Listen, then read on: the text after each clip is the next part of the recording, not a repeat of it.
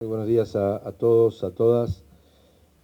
Este es un lugar, nos recordamos con Marisa, donde tenemos gratos recuerdos. Acá presentamos 2012, 2013, 2012, en uno de los relevamientos de niños sin cuidados parentales, con la ministra Alicia Kirchner, que estaba presente Estela de Carlotto, Estela Maris Martínez, así que nos trae muy lindos recuerdos y este es un momento muy importante para nuestra Secretaría, para nuestro Ministerio. Quiero empezar con algunos agradecimientos. Está en la mesa nuestra ministra Victoria Tolosa Paz. La verdad es que lo que hemos podido avanzar en la implementación de la ley tiene mucho que ver con la decisión de Victoria, con el apoyo, con estar cerca de la Secretaría y jerarquizar los temas de niñez. Y aparte, Victoria era diputada cuando esto se debatió. Está acá Paola Besbesián. Yo quiero agradecerle particularmente también su aporte. Paola contribuyó en un debate que era complejo y también lo hizo Victoria a lograr una síntesis cuando había una demanda popular muy importante de una respuesta del Congreso y había muchas dificultades para encontrar acuerdos. Hubo un trabajo muy importante de Paola y de Victoria, quiero reconocerlos. Está Luisa Brumana, que es la representante de UNICEF en Argentina, y quiero también decirles que no hubiéramos podido avanzar rápidamente sin un apoyo muy importante de UNICEF, que entendió que teníamos una urgencia de dar respuestas concretas y UNICEF, está Alejandro Morlachetti, nos dio una mano muy grande. Nos ayudaron también en una articulación con la Universidad Nacional de Entre Ríos, está acá la decana de la Facultad de Trabajo Social, Sandra Arito, y pudimos armar algo importante. Y está Ana Castellani de la Secretaría de Gestión Pública y todo el equipo del INAP, que fueron una pieza fundamental para que en un tiempo muy corto pudiéramos tener algunos productos para poder salir rápidamente a la cancha, porque nosotros recabamos una demanda muy importante de que se concretara el texto de la ley. Había mucha cuestión de, bueno, otra ley más, ¿qué va a pasar con esto? Y entonces nos autoimpusimos la obligación de avanzar. Quería agradecerle también a Marisa, a la Defensora Nacional de Niños, Niñas y Adolescentes, la doctora Marisa Graham.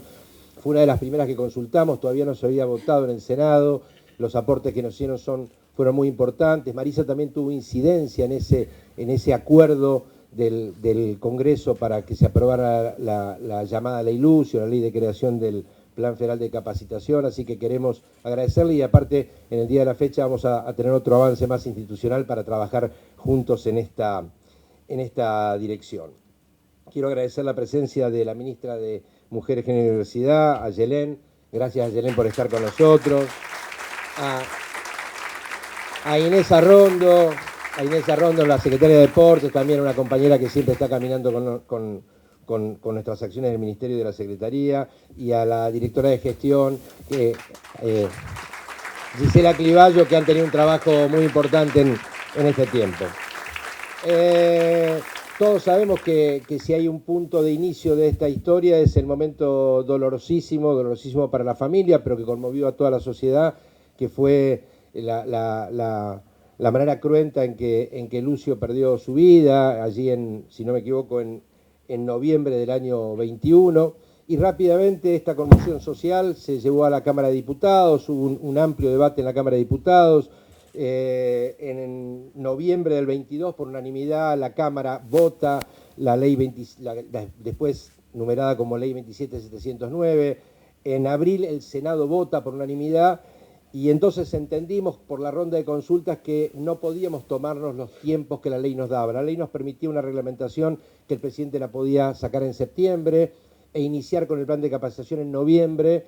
Y nosotros entendimos de la ronda de consultas, consultamos a los sindicatos, universidades nacionales, el diálogo con la Defensora, con UNICEF, con INAP, y una reunión muy importante el 17 de marzo con el Consejo Federal de Niñez, que no nos podíamos permitir tiempos tan largos, que teníamos que lograr que la ciudadanía entienda que había una respuesta de la política, del Estado Nacional, del Estado y las organizaciones, de empezar a caminar una respuesta eficaz, eficiente, para que no tengamos más lucios, para que haya menos violencia en el trato con los niños y las niñas del mundo adulto, para que la aldea, el sistema de protección, pudiera dar una respuesta en tiempo y forma, detectando situaciones, canalizando denuncias, canalizando inquietudes, y en eso estamos trabajando y estamos contentos de haber dado este primer paso que se inicia con el curso del día de la fecha.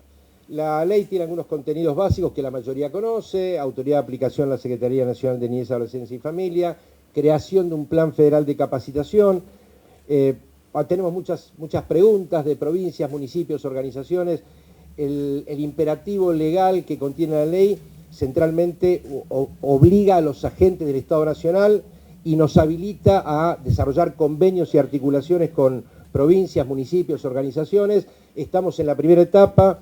Hoy empezamos con la capacitación obligatoria para un segmento de los agentes de la administración pública, pero ya estamos dialogando con diferentes provincias. El 1 de septiembre tenemos reunión del Consejo Federal de Niñez. Vamos a buscar proyectar esto a los estados provinciales y ya hay muchas organizaciones que nos están pidiendo. Fuera de nuestra planificación, disculpen que hable rápido, pero no quiero dejar de decirlo, se acercó el Hospital Garrahan, nos piden ser parte. La segunda cohorte arranca en 15 días. Hoy arranca la primera cohorte, empezamos con agentes del Estado Nacional. En 2 semanas empieza la segunda cohorte, que es específica para 2.000 trabajadores y trabajadoras del Hospital Garrahan. Y el 4 de septiembre la segunda capacitación para otra cohorte del Estado Nacional. La que inicia hoy tiene 2.407 agentes inscriptos. Gracias, INAP, por ayudarnos.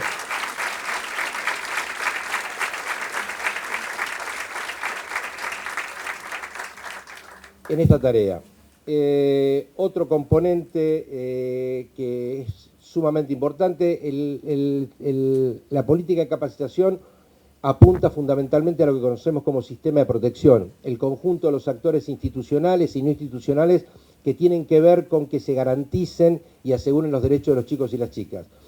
Pero el componente de sensibilización que la ley también pone en cabeza del Estado Nacional y que ya estamos trabajando en él con los equipos de comunicación del Ministerio, de la Secretaría de Medios de la Nación, supone una tarea orientada a las familias, al mundo adulto en general, a las familias, a las comunidades, para desnaturalizar violencias que cotidianamente ejercemos respecto de niños, gritos, malos tratos, los chirlos, como decíamos en nuestra campaña de buen trato hace algunos años, coscorrones, utilizando palabras viejas, digamos, pero tratando de cuestionar la base del iceberg para que la punta más dramática se vaya reduciendo, y entonces ahí hay una tarea cultural y una tarea educativa y una tarea de interpelación en términos conceptuales muy importante, y también en eso en poco tiempo más vamos a poder anunciar el plan de sensibilización. Así que estamos contentos con estos pasos, sabemos que trabajamos con temas difíciles, cuesta decir que hay satisfacción, porque estamos trabajando con el dolor, estamos trabajando con situaciones donde sabemos que hay cientos y miles de pibes y pibas que no la pasan nada bien, y algunos terminan de una situación tan dramática como Lucio. Queremos agradecerte, Ramón, que estás poniendo vos y tu familia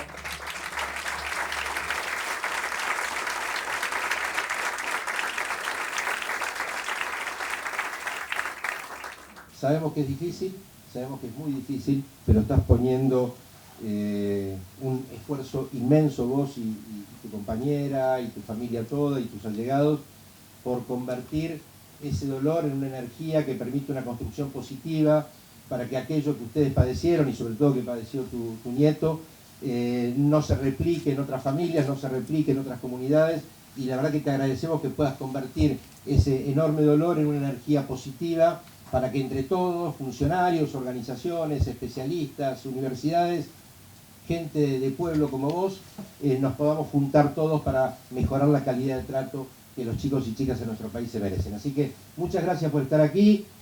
Pueden seguir siguiendo lo que venimos haciendo, hay un compromiso muy importante, así que bien, esperamos de ustedes el apoyo, pero también las interpelaciones, las consultas, porque para eso estamos. Gracias, colegas, compañeros, gracias a todos. Como ya se dijo, y sé que hablo acá a los convertidos, pero más vale recordarnos, la violencia contra niños y niñas es una vulneración de derecho.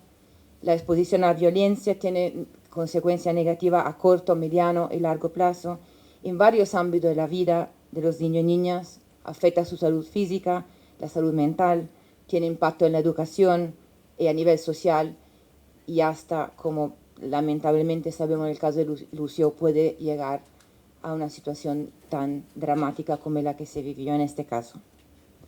Unos datos para dimensionar el problema, que son datos del estudio MIX que se hizo en 19-20.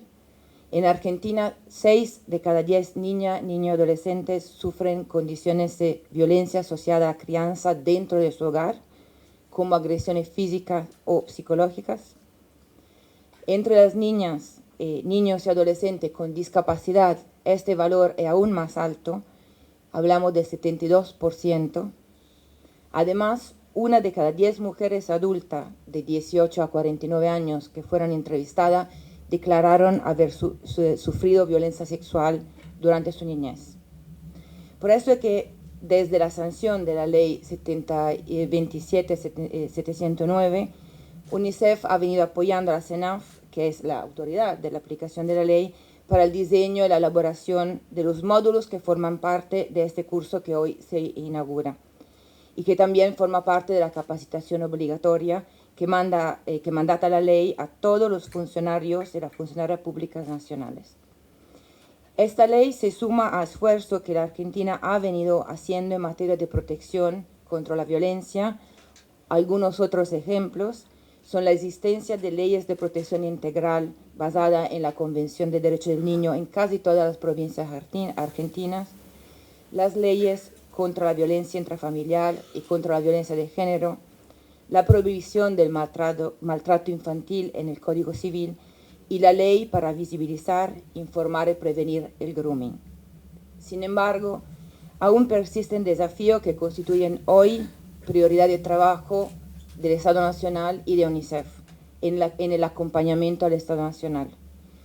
Entre otros, la producción de información y estadísticas sobre la problemática, que son muy escasas aún, visibilizar y desnaturalizar la violencia hacia la infancia a través de acción de sensibilización, que mencionó también Gabriel, ampliar y mejorar los servicios de fortalecimiento familiar, difundir más ampliamente los canales de reporte de asistencia en violencia contra la niñez, y hacerlo accesible para los propios niños y adolescentes. Y también fortalecer su articulación entre los distintos programas de atención, acceso a la justicia y seguimiento. Y por último, y lo menciono último porque es la razón por la cual aquí estamos, fortalecer las capacidades de los profesionales para detección temprana, la coordinación intersectorial y la intervención adecuada. Entonces destacamos este último punto porque desde UNICEF estamos convencidos que el desarrollo de capacidades es una estrategia fundamental para la transformación de las prácticas y las intervenciones que afectan a niños y adolescentes y a sus familias. Por último, y por cerrar, pensamos que la dimensión y la gravedad de la violencia contra las infancias requiere de políticas públicas que, como este curso que está iniciando hoy, fortalezcan la prevención, la detección temprana, la denuncia y el acceso a la justicia.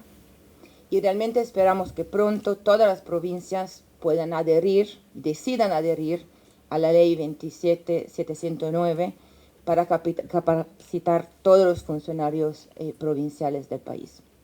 De nuevo, muy agradecida de estar aquí y que desde UNICEF seguimos con el compromiso de poder apoyar realmente para que no haya más lucios en el país. Muchas gracias. Bueno, buenos días a todas, a todos. Primero, muchas gracias por la convocatoria, por estar aquí entre tanta gente de los que estamos, como decía, de los convertidos, como decía Luis aquí.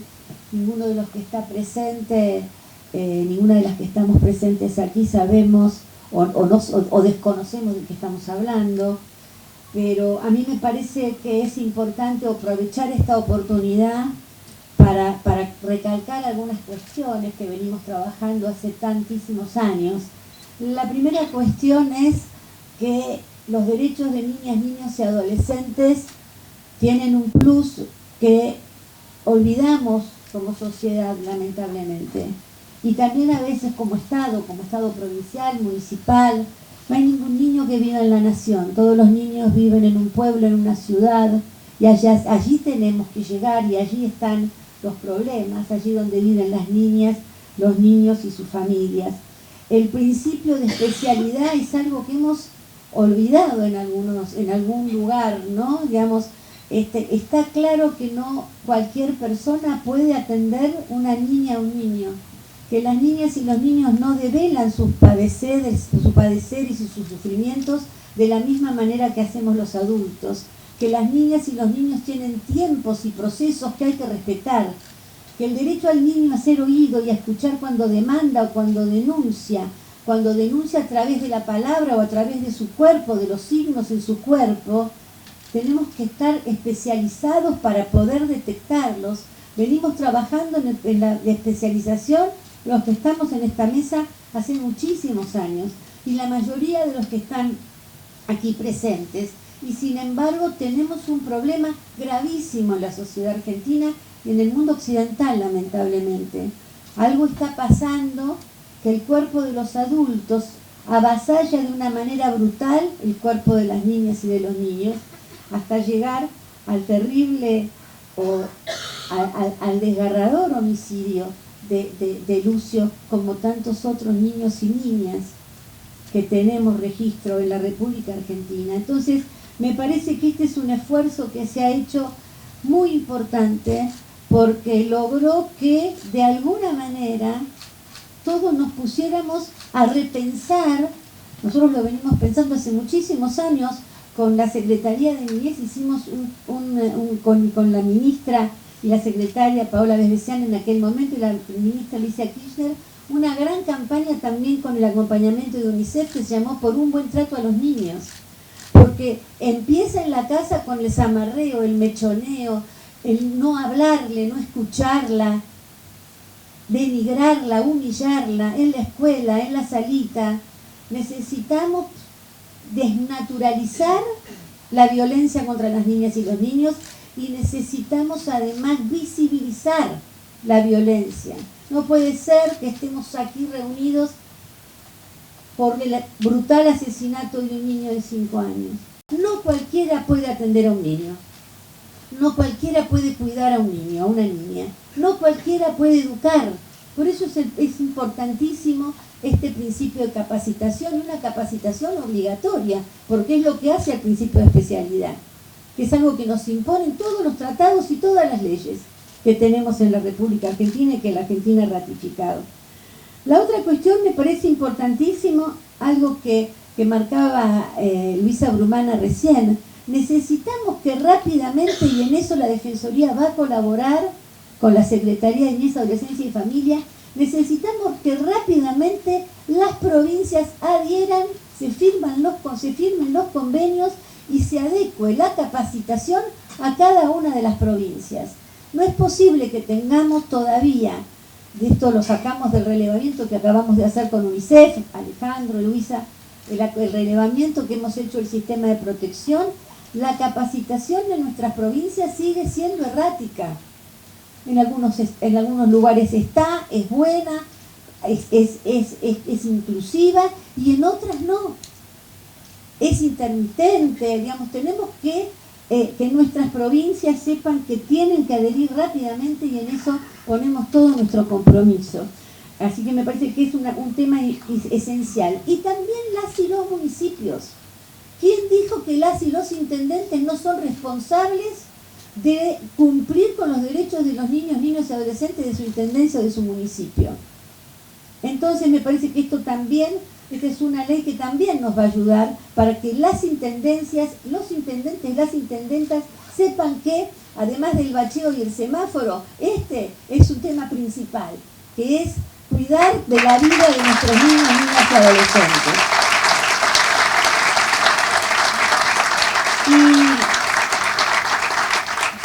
para terminar, contarles que tenemos un convenio con el Ministerio de Transporte y lanzamos desde la Defensoría una campaña que parezca opinión fijo, pero que se vuelve a llamar Por un buen trato a los niños. Esta vez se llama Trátame Bien, En aquel momento, no sé si recuerdan, no le pudimos poner el nombre Tratame Bien porque había una novela de televisión que se llamaba Tratame Bien, entonces no nos dejó el canal poner ese mismo nombre, pero el tema es eso, hay un grito desesperado de las niñas y de los niños que dicen Tratame Bien, y esta ley tiene que responder a ese grito.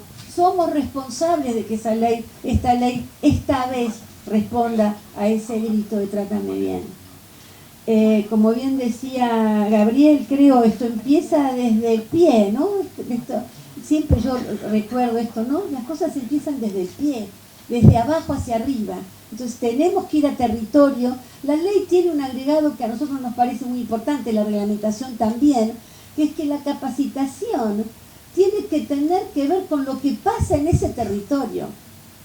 No es una misma capacitación para todo el mundo. No es lo mismo capacitar a los funcionarios a nivel nacional con los funcionarios que están allí en el comedor, en la salita o en la escuela del pueblo o de los barrios de las grandes ciudades.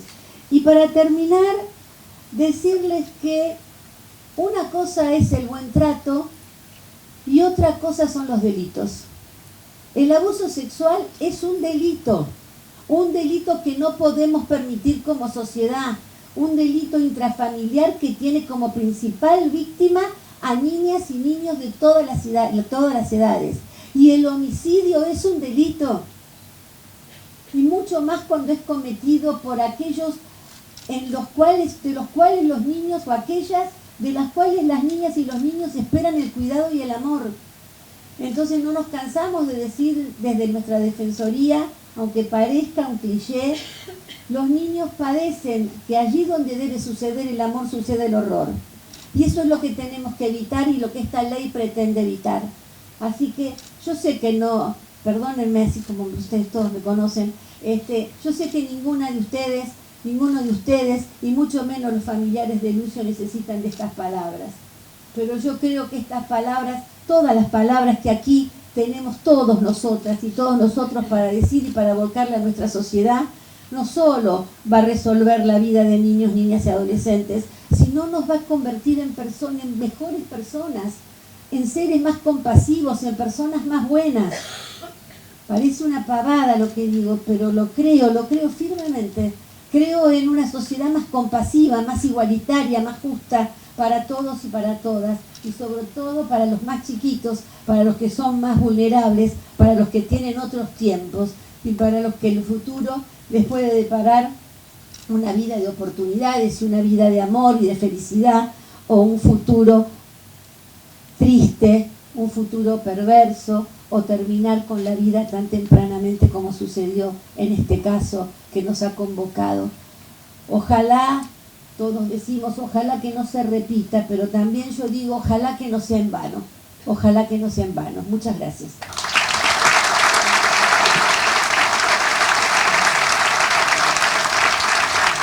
Muchas gracias, muy buenos días a todas y a todos.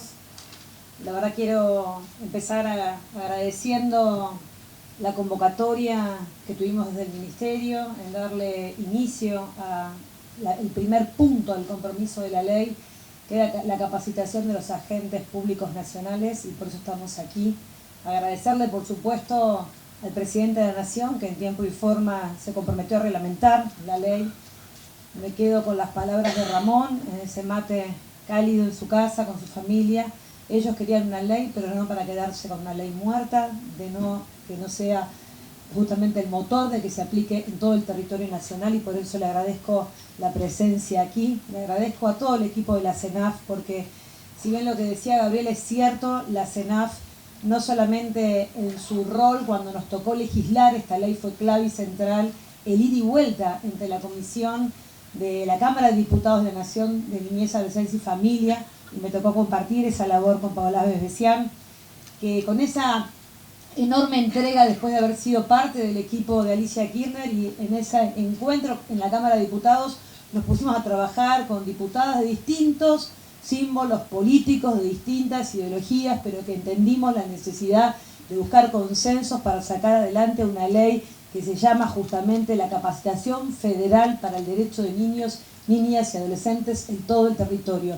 Nadie puede defender lo que no conoce, y quienes estamos acá estamos acostumbrados a saber de qué se trata la 26061 en la provincia de Buenos Aires, como la 13298 le dio sentido al sistema de protección y promoción de los derechos de niños, niñas y adolescentes, pero esto no ocurre en los territorios, no ocurre en los barrios, no ocurre donde debe estar muy claro cuáles son los derechos que debemos proteger y fundamentalmente cuáles son las alarmas que se encienden sin que la sociedad las pueda percibir. De eso se trata lo que quisimos hacer con esa ley, y por eso celebro que me acompañe hoy, sin saber, por supuesto, cuando era diputada, que me va a tocar la enorme tarea de darle sentido a la ley, de acompañar la vocación de la CENAF, que no esperó el tiempo de la reglamentación, que se puso a trabajar con todo el equipo, que llevó adelante hasta el día que se firmó el decreto, y que acompañamos, por supuesto, esa vocación de Gabriel y de todo el equipo de hacerlo rápido, que no queremos más luces en la República Argentina y que para eso tenemos que correr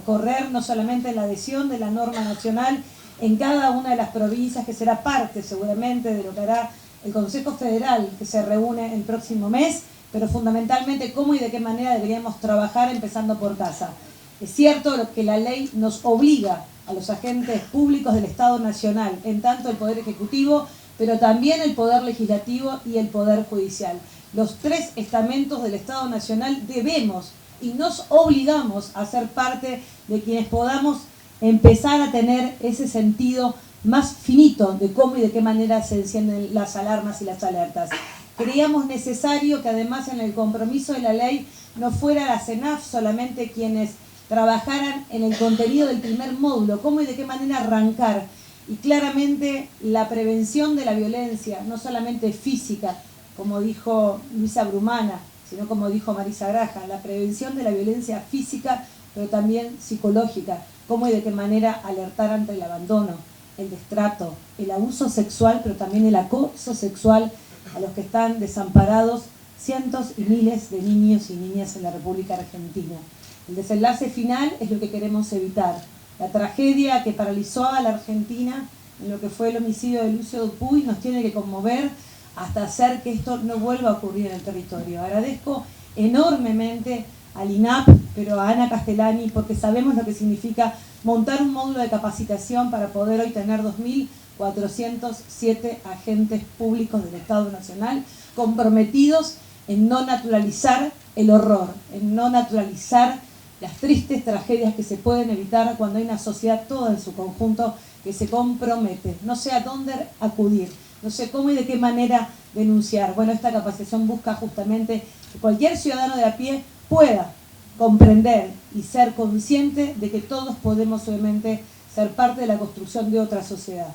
Nos lo debemos como no solamente funcionarios nacionales, sino fundamentalmente porque cuando miramos los números de la Argentina y miramos la tragedia y miramos no solamente los números de pobreza y vulneración de derechos que nos ocupan, somos conscientes de que tardamos muchos años en tener una defensora nacional, que tardamos muchos años en tener esa maravillosa ley que es la 26061, y tardamos mucho más en que las provincias pudiesen adherir a esa ley, y queremos obviamente ganar en experiencia y en tiempo y poder hacer esto transcurra de manera clara y concreta con mucha vocación política.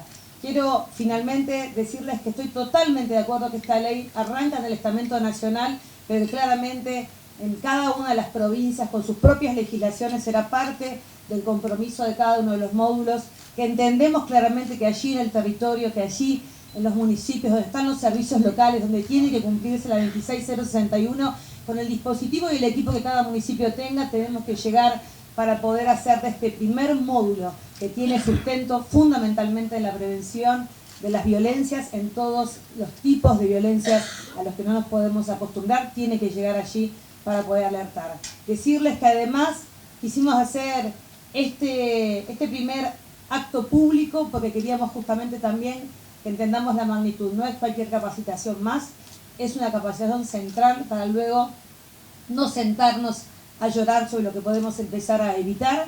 A la familia de Lucio, no solamente el agradecimiento, sino la valentía y el coraje para poder hacer lo que hicimos en la Cámara de Diputados, en la Cámara de Senadores, con el acompañamiento de ustedes siempre, pero fundamentalmente con ese compromiso que hace que el dolor se transforme en amor y fundamentalmente para evitar otras situaciones como las que atravesó Lucio y toda su familia.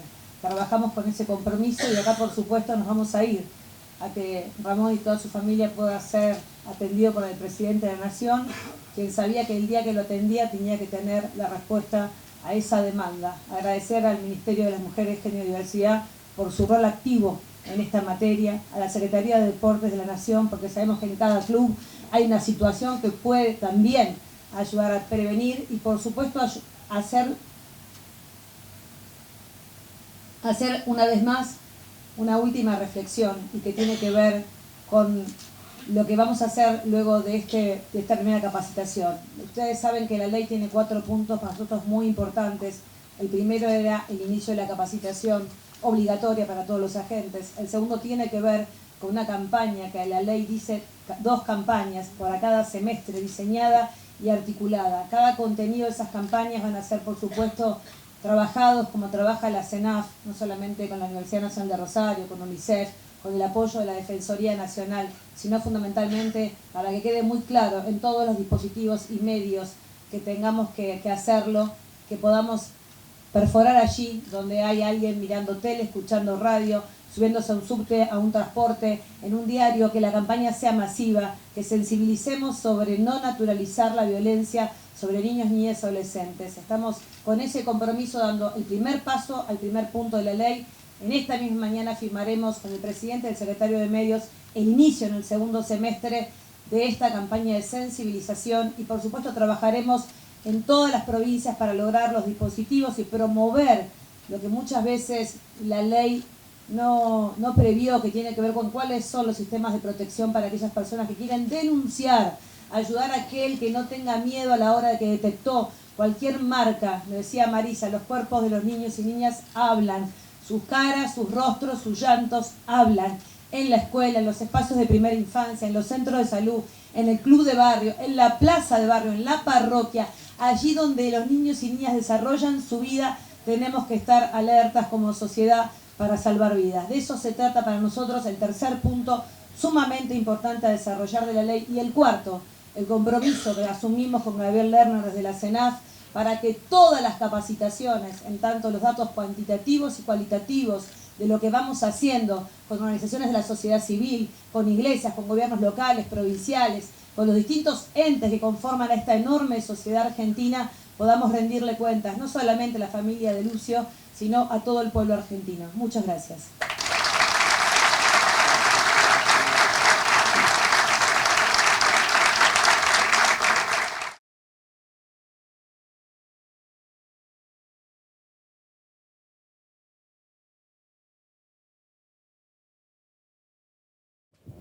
Bueno, es un honor para mí poder estar compartiendo este espacio de presentación y de lanzamiento de la Ley de Capacitación Crecer con Derechos, particularmente por compartir el panel con Susana Toporossi y con Mauro Pinelli, así que muchísimas gracias Gisela, vos y a tu equipo por haber pensado que tenía algo para aportar, para traer a este espacio. Bueno, para comenzar me gustaría poder explicitar un poco mi lugar de enunciación, ¿sí? Yo soy antropóloga y como investigadora me inscribo en una línea de indagación interesada por el estudio de los procesos de construcción de las políticas destinadas a promover y proteger los derechos de las infancias y las adolescencias, entendiendo que estas políticas no pueden ser circunscriptas a meras acciones dirigidas a promover o proteger los derechos, sino que en estos procesos se ponen en juego formas de intervenir que a su vez crean los sujetos con los cuales se interviene. Es decir, se producen infancias, adolescencias, ¿sí? Maternidades, paternidades y familias, y al mismo tiempo se regulan los comportamientos, modos de ser y de relacionarse. Y es en tal sentido, en tal sentido es importante decir que mi interés ha estado puesto siempre sobre las políticas y sobre las intervenciones y sobre las instituciones y los agentes que las encarnan y que las hacen cotidianamente, ¿sí? A través de sus prácticas. Prácticas que también están informadas, ¿sí? De sentidos, como un poco invita a pensar el panel, ¿no? Categorías y de marcos interpretativos particulares. Y es desde esta óptica entonces que yo me he interesado por abordar el problema de las violencias contra las infancias, ¿sí? Dicho esto, debe entenderse que más allá de la materialidad, ¿sí?, del dolor, del sufrimiento, ¿sí?, que las violencias causan sobre los niños, las niñas, les niñes y les adolescentes, en mis investigaciones he buscado comprender cómo se ha construido históricamente nuestra concepción actual de las violencias, ¿sí?, hacia los niños, niñas, niñes. Y cómo esta concepción informa los debates públicos, pero fundamentalmente cómo se expresa a través de los discursos y las prácticas destinados a proteger las infancias. Entonces, apelando al ejercicio de extrañamiento que la antropología nos invita a realizar, respecto a aquello que se nos presenta, ¿no?, como natural, yo en esta presentación les propongo problematizar los sentidos construidos en torno a las violencias contra las infancias y a las categorías fabricadas para definirlas. Se trata de observar, entonces, las formas en las que ellas son significadas y connotadas, se las describe, se las analiza, y a partir de ello se diseñan políticas e intervenciones en materia de prevención y protección. En tal sentido, yo parto de reconocer a las categorías de intervención como constructos sociales, ¿sí?, en oposición a miradas que las ponderan como meramente técnicas o neutrales. Considero que se trata de construcciones que, una vez instaladas, legitimadas, incorporadas al lenguaje de los organismos de protección, en virtud de su carácter performativo, producen efectos concretos sobre la vida de los niños, las niñas, les niñes y sus familias. Parto entonces de la idea de que estas categorías, a partir de la idea de que esas categorías, a partir de las cuales, ¿sí?, las violencias, ¿sí?, se interpretan, se valoran, bueno, esas categorías se forjan en contextos históricos específicos, al calor de movilizaciones sociales, de la participación de ciertos saberes expertos, y se nutren de determinadas concepciones de infancia y familia, ¿sí?, de cuidado y de protección, ¿sí?, así como de cierta concepción respecto de las relaciones de género y las generaciones, entre los géneros y las generaciones. Entonces, comencemos por,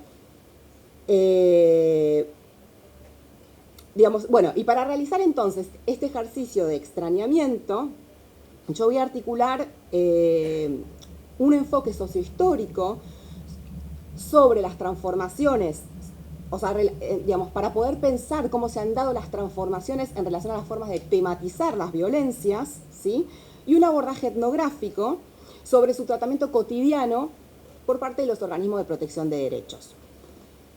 Entonces, comencemos por la primera de estas perspectivas, a ver qué es lo que nos permite iluminar.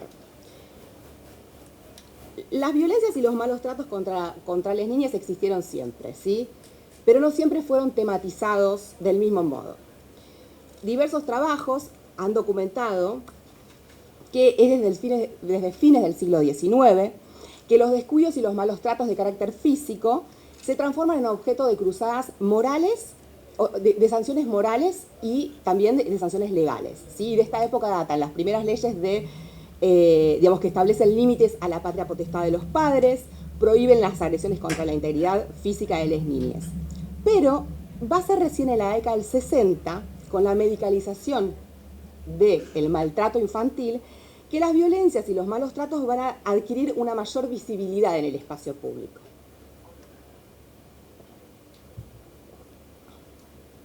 Existe una vasta literatura, ¿sí?, en el mundo anglosajón, básicamente, que ha documentado la emergencia de un nuevo marco de inteligibilidad, ¿sí?, que comienza a configurarse a partir de la década del 60, luego del descubrimiento del síndrome del niño apaleado en Estados Unidos.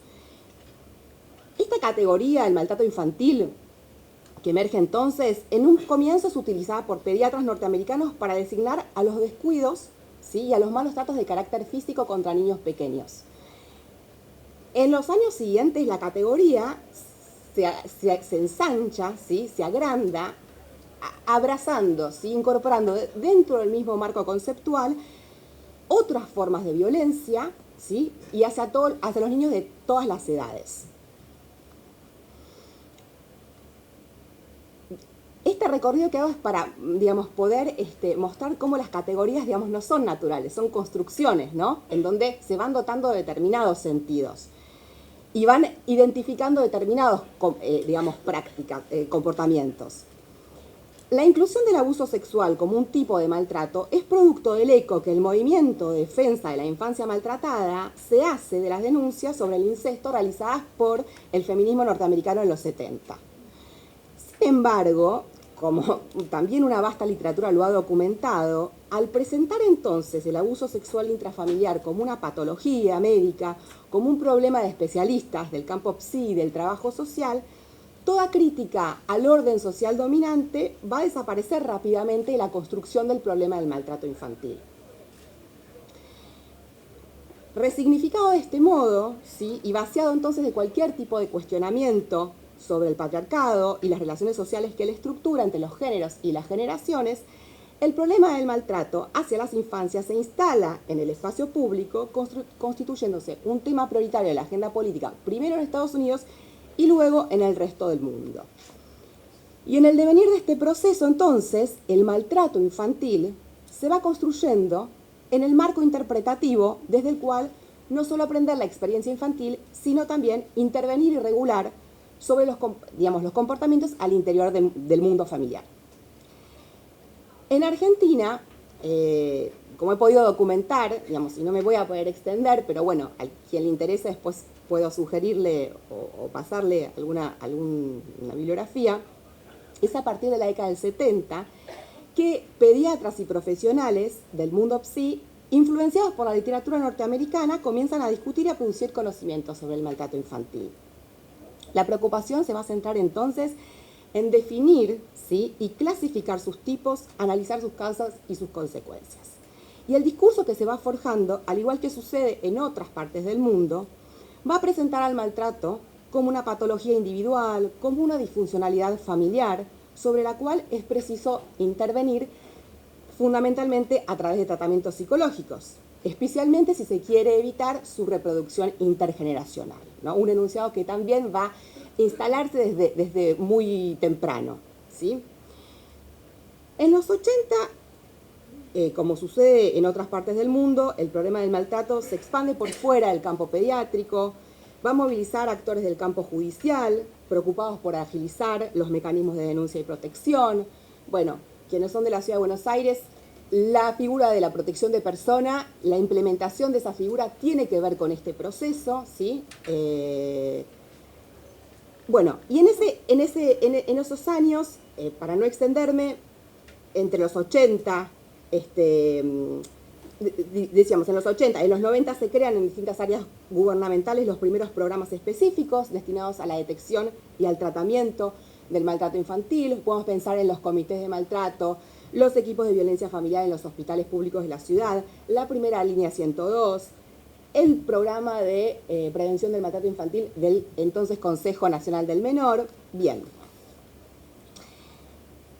Y ya entrados en el nuevo milenio, con la sanción de la Ley 26.061 de protección integral de los derechos de los niños, niñas y adolescentes de 2005, van a modificarse los circuitos, los procedimientos y las medidas de protección frente a hechos que además pasan a ser concebidos como vulneraciones del derecho a la integridad psíquica, física, sexual o moral, ¿no?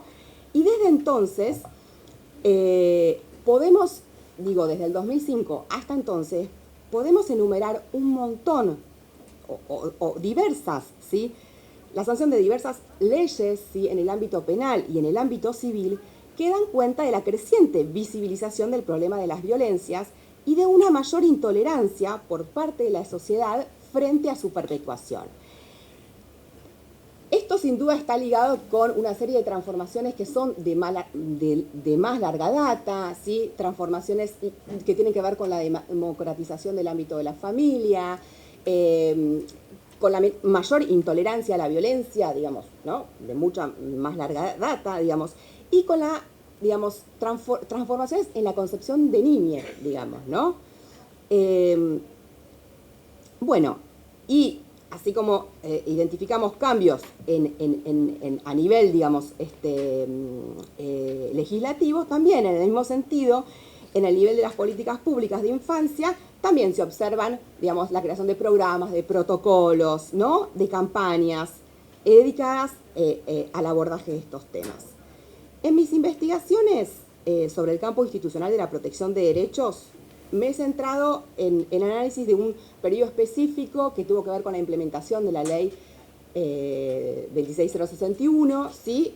Un trabajo de campo etnográfico durante el año 2005 y 2009, que estuvo centrado en digamos, la observación cotidiana, ¿sí? durante ese lapso de, digamos, de la cotidianidad de los servicios de protección de derechos de la Ciudad de Buenos Aires, del sudoeste particularmente, pero que desbordó a esas instancias y que incorporó a los servicios de salud, equipos de orientación escolar, organizaciones comunitarias de los barrios con los que estas organizaciones intervenían.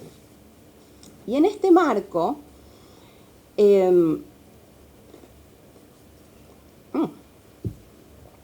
me ha interesado estudiar la gestión cotidiana del maltrato infantil, ¿sí? Y he mostrado que esta forma particular de recortar las violencias se ha constituido en la lente principal desde la cual se define y se construye qué se entiende por vulneraciones de derechos, ¿sí? Por parte de los organismos de protección. Quienes tengan, digamos, relación directa con los servicios de protección saben que las categorías de maltrato físico, la negligencia y el abuso sexual, ¿sí? Los distintos tipos del maltrato infantil, concentran la mayor parte del trabajo de estos organismos, creados originariamente para promover y proteger una multiplicidad de derechos. Ahora bien, más allá de la materialidad así definida, ¿sí? Por estas categorías, las observaciones realizadas me permiten sostener que la comprensión de este fenómeno está imbuida de cierta imagen de niñe y de familia, así como de ciertas explicaciones muchas veces totalizantes y de particulares prejuicios y estereotipos de género, clase y raza. Sin pretensiones de exhaustividad y a riesgo de establecer algunas generalizaciones, quisiera hacer referencia particularmente a dos tipos de explicaciones que me resultaron recurrentes durante el trabajo de campo, ¿sí? Un trabajo de campo que quiero decir que es muy puntilloso y muy minucioso y intersecta desde observaciones hasta el estudio de legajos, hasta las conversaciones informales y las entrevistas, ¿no? Y a partir de eso uno empieza a encontrar recurrencias, ¿no? Y entre estas recurrencias me aparecieron dos tipos de explicaciones que son muy presentes, que yo por darles un nombre, las denominé como explicaciones de tipo psicologicista y de tipo culturalista. Las explicaciones de tipo psicologicista apelan o remiten a la transmisión intergeneracional del maltrato como explicación única, bueno, a este enunciado que postula, ¿no? Fabricado en el seno de, digamos, este enunciado que postula que la experiencia del maltrato en la infancia conduce indefectiblemente a reproducir esos hechos en el futuro, ¿no? Lo que implica, digamos, establecer un juicio de valor muy fuerte sobre los niños y las niñas y les niñes, y además lo que trae consigo, o que se apoya en una idea muy particular de lo que es un niño, ¿no? Este niño moderno, esta infancia moderna, la infancia maleable, ¿no? El recipiente vacío que se llena. Bueno, hay mucho de estas cuestiones para indagar. Voy rápido con esto.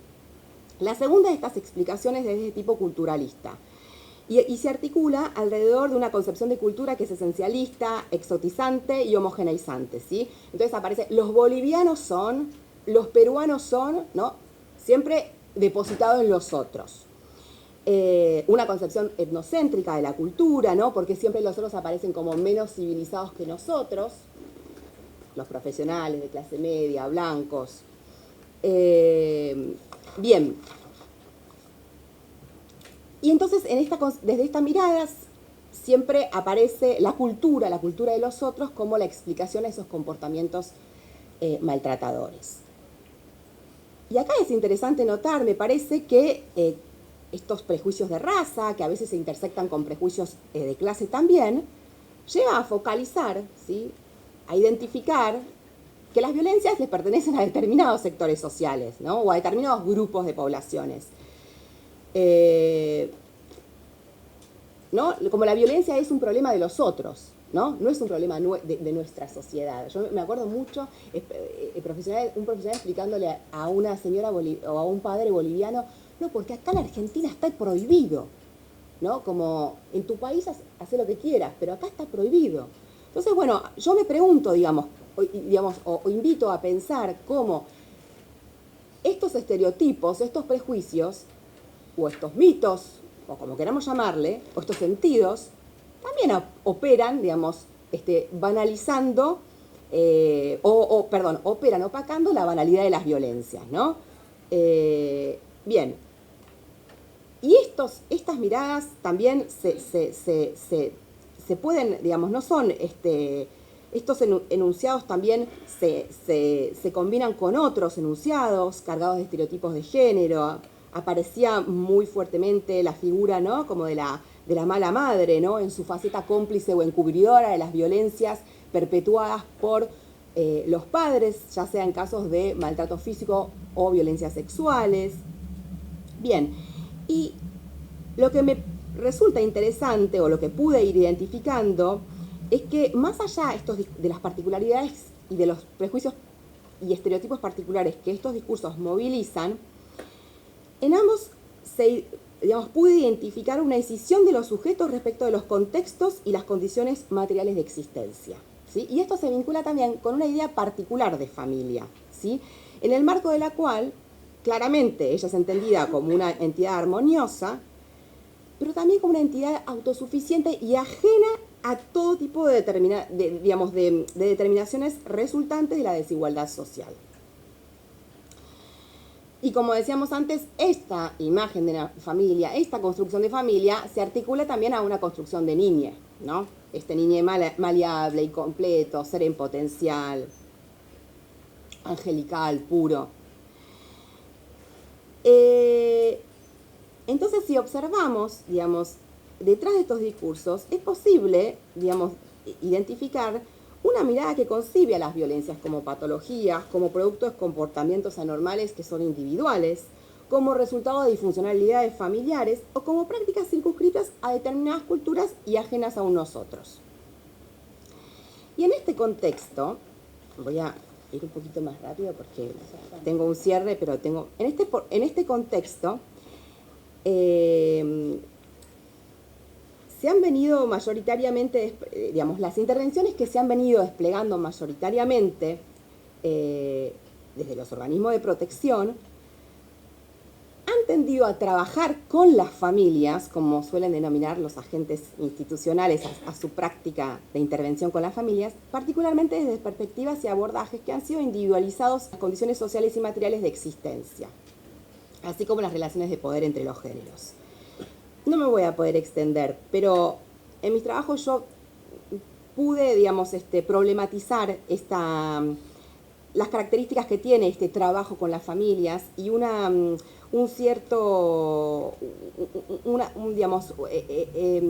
y mostrar que se trata de una forma de intervención que es pedagógica y que también es psicologizante, porque apela a la psicología del individuo, a su propia transformación subjetiva, ¿no? Digamos, descontextualizada de todo su entorno, y por eso aparece tan claramente, la estrategia es la derivación a tratamiento psicológico, ¿no? Entonces, y acá me parece que también esto es para pensar, digamos, la estrategia es la derivación a tratamiento psicológico porque hay un marco interpretativo que lleva a que eso se identifique como la solución, porque esa persona tiene que repensarse, reconfigurarse, revisar sus sentidos en torno a la puesta de límites, ¿no? Etcétera, al castigo físico. No estoy hablando de situaciones de delitos penales, digamos, ¿no? Estoy hablando básicamente relacionados con los cuidados, digamos, ¿no? Y con las prácticas de crianza. Pero también lo cierto es que no existen muchas otras.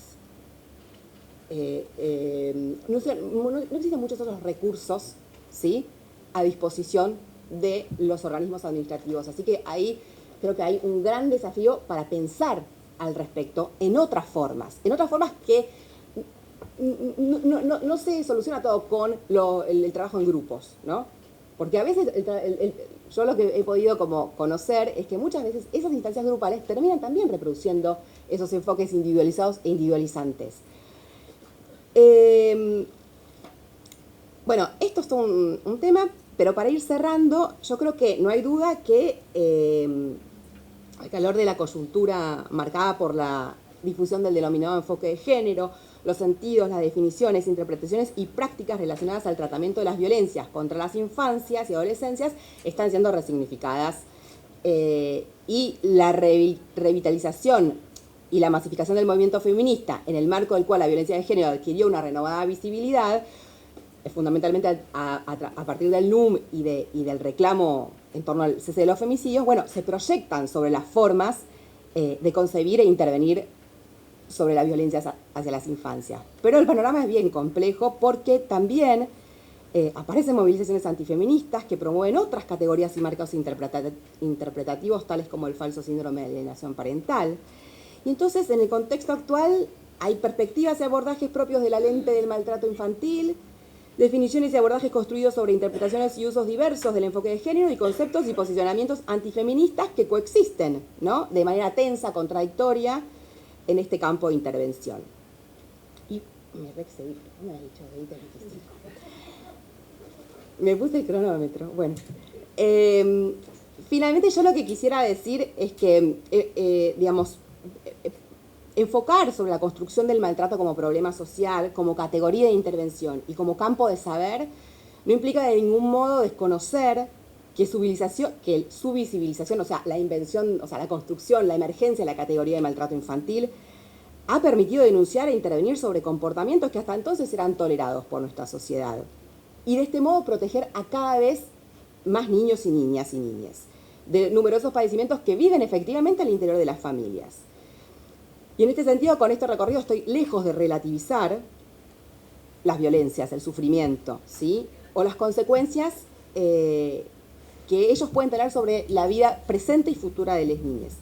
Tampoco desconozco la preocupación, ¿sí?, la angustia y la responsabilidad que conlleva para los profesionales insertos en contextos precarios, ¿sí?, con escasos recursos, confrontar estas situaciones a diario. Pero yo creo que del mismo modo, y esto por ahí resulta como esta distancia ayuda, del mismo modo que en su momento realizamos con la categoría de abandono moral o material acuñada a principios del siglo XX, bueno, debemos poder reflexionar sobre la economía moral, sobre ese sustrato moral que subyace a las formas de tematizar y tratar las violencias contra las infancias en cada contexto histórico y particularmente en el nuestro. Reflexionar sobre estos sentidos, sobre las imágenes, las valoraciones morales y los sentimientos que nutren nuestra comprensión acerca de las violencias nos permite también problematizar por qué determinadas violencias son construidas, denunciadas y visibilizadas, mientras que otras son silenciadas y toleradas por nuestra sociedad. Buenos días a todos y a todas. Bueno, gracias Gisela por la invitación y bueno, gracias también acá por compartir con Julieta y con Susana. Bueno, un poco, pensaba ahora cuando lo escucho a Gisela, mi interés de estar acá, en principio en representación de ASAPMI, de la Asociación Argentina de Prevención del Maltrato Infanto-Juvenil, que desde el año 2003 funciona como justamente una asociación civil interdisciplinaria, conformada por todas las personas que individualmente venían desarrollando alguna tarea y alguna responsabilidad institucional en distintos niveles de intervención, por los que han pasado realmente grandes referentes, ¿no?, actuales, muchos de ellos, ¿no?, que siguen en ejercicio. Más allá de eso, también me reconozco como un laburante del sistema de protección desde hace casi unos 20 años, pasando justamente por servicios locales, por el Consejo de Derechos, por centros de atención transitoria, o sea, de alojamientos, y por toda la actividad clínica también del trabajo con niños, niñas y adolescentes en el Centro Siena, justamente en la parte de los tratamientos que mencionaba Julieta recién. Ahí también nos hemos conocido con Susana hace años interviniendo en casos concretos. Con lo cual, digamos, todo este recorrido tan interesante que hacía Julieta, ¿no?, y que contextualizaba, digamos, y que es cierto, pues yo también ubico, o sea, este recorrido fue llevando también a la preocupación por pensar categorías de intervención, por conceptualizar aquello que permita de algún modo operativizar una práctica que no sea la meramente intuitiva, ¿no? Que es lo que ocurre muchas veces a nivel de los equipos, frente al no saber hacer respecto de algo que efectivamente en algún punto contacta con la angustia, ¿verdad? Entonces muchas veces se encuentran ahí como prácticas intuitivas o respuestas desde el lugar de poder, del poder que cada uno ejerce, o mayoritariamente desde estas construcciones que también hacía referencia Julieta, que nosotros llamamos también mitos, prejuicios y estereotipos, que tienen el efecto fundamental de sostener la invisibilización del maltrato infanto-juvenil, ¿no? Entonces, en esa tarea de poder pensar, digamos, la cuestión de la intervención, digamos, como que quizás es muy importante el poder situar, digamos, que sea cada definición a la que podamos arribar, que sea operativa, que nos permita, en algún punto, situar, ¿no? Aquello que entendemos por maltrato infanto-juvenil, y saber que esa definición va a ser temporal, que tiene que ser operativa, o sea, que tiene que ser utilizada hasta tanto la propia práctica clínica, y cuando digo clínico es en la intervención en el campo y en el caso por caso, nos demande, nos interrogue como volver a repensar esa definición. Con lo cual estamos siempre atravesados en algún punto por el no saber, por algo que nos falta y que es lo que también nos motoriza a tener que pensar. Desde ese recorrido, desde el año 2012, desde la Unidad Técnica Especializada en Maltrato Infanto-Juvenil, que cuando empezamos a trabajar éramos el equipo de violencia, digamos, porque en el recorrido que traía Julieta, digamos, en el año 2000 o 2005, 2010, esta cuestión, digamos, no le importaba prácticamente a nadie. Cuando se hablaba, incluso, o sea, yo tengo una experiencia en algún punto distinta en ese sentido, porque cuando se hablaba de vulneración de derechos, se atendían muchos derechos vulnerados, pero rara vez se incluía dentro de esa vulneración de derechos el ejercicio del maltrato. Y el sujeto que se pensaba de intervención y que quizás hoy en día muchas veces se sostiene es el de la familia. Con lo cual hay ya ubicar al niño, niña o adolescente como el sujeto de intervención, que puede tener intereses diversos al de la propia familia en la que ha crecido, digamos, es un punto también de afectación a cómo se piensa la intervención y hacia dónde se va a apuntar. Entonces, éramos el equipo de violencia, aquellos que se ocupaban, con lo cual ni siquiera estaba contextualizado y esto implicaba, y conceptualizado, esto implicaba que a su vez, cuando algo no se conceptualiza, todos sabemos que si no tiene existencia simbólica, no lo podemos pensar en la realidad, y a su vez eso tiene un impacto directo en la ausencia, en las estadísticas, digamos, en la categorización, por lo tanto en la política pública y en el presupuesto, ¿no? Como para que se pudiera para el año siguiente el pensar, con lo cual muchas veces uno se tenía que contentar con ser apenas un equipo en un raviol e intentar desde ahí afectar una práctica institucional, organizacional, y en función de ahí, bueno, ir haciendo este trabajo un poco de militancia de la tarea, de institución con institución, en espacios de reunión, de capacitación. Con lo cual, digamos, este hito de esta ley federal de capacitación que ya le da institucionalidad, que lo reconoce como tal, cambia absolutamente esto que estoy contando, digamos, en cuanto a quienes ahora empiezan a ejercer su práctica, se encuentran en un lugar en donde el maltrato infanto-juvenil ya es reconocido como tal. Digamos, no hay que explicar que, digamos, del equipo de violencia, lo que se trata, digamos que hay algo específico, ¿no? Que es obligación de todos los adultos y las adultas, además del Estado, digamos, de todos, ¿no? de cada uno, en función de poder prevenir y pensar cómo dar prevención en ese sentido.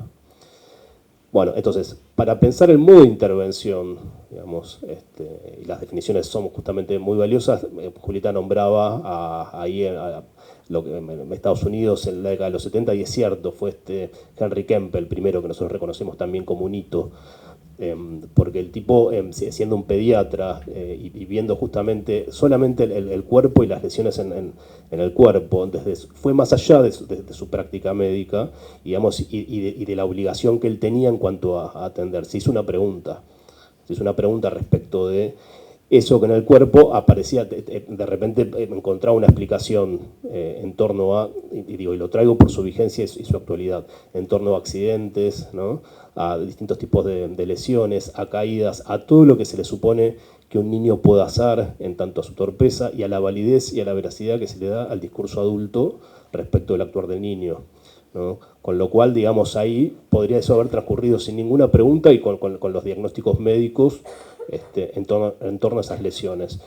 Sin embargo, la recurrencia, digamos, porque justamente sabemos que el cuerpo habla, digamos, y que estamos acostumbrados a pensar que las marcas en el cuerpo son visibles y que lo psíquico justamente es aquello que no deja una marca visible. Bueno, en el cuerpo muchas veces también hay marcas que ya no son visibles y que hay que saber interpretar, ¿no?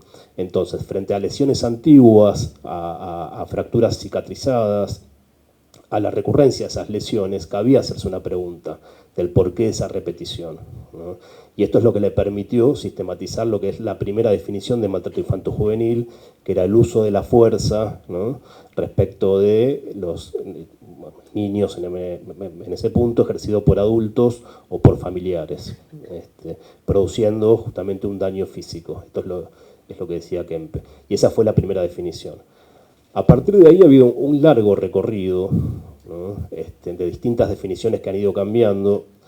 Y bueno, yo quiero compartir con ustedes la que hemos construido, hemos empezado con el equipo que yo coordinaba hasta el año pasado en UTEMIC en 2012, y la hemos reelaborado por esta misma necesidad que les decía de que la propia práctica nos lleva a repensar, ¿no? Y a esto invito también, a que ustedes de su propia práctica hagan un campo de investigación, de pensar sobre las categorías, porque son categorías, intervenimos desde categorías. Y si no intervenimos desde categorías, lo estamos haciendo desde constructo social. Y eso requiere una interrogación constante. Para eso también los dispositivos, y que tenemos que pedir a las autoridades para poder reflexionar. La práctica tiene que poder tener un tiempo y un momento de reflexión, de registro, de inscripción y de pregunta. Y también de una pregunta muy importante interequipo e intraequipo para compartir esas experiencias, pero también con un tercero que escuche y que pueda abrir ese campo, ¿no? Que es lo que clásicamente llamamos una supervisión.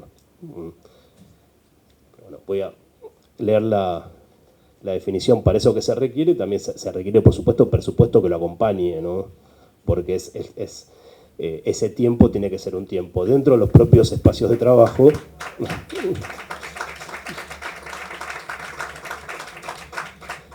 Y la práctica de supervisión también tiene que ser dentro de ese propio espacio, y es esperable que el supervisor cobre la renta que le corresponde por ese tiempo que cede, ¿no? Porque sabemos que siempre, si no, se apela a la actividad ad honorem. Todos la hemos apelado, todos la hemos cedido también, probablemente lo sigamos haciendo, pero ahí hay que, digamos, en este marco de legitimidad y de reconocimiento, digamos, esto tiene que tener también el lugar que merece. Brevemente, leyendo, me da un poco acá de miedo a ver qué va a pensar Julieta.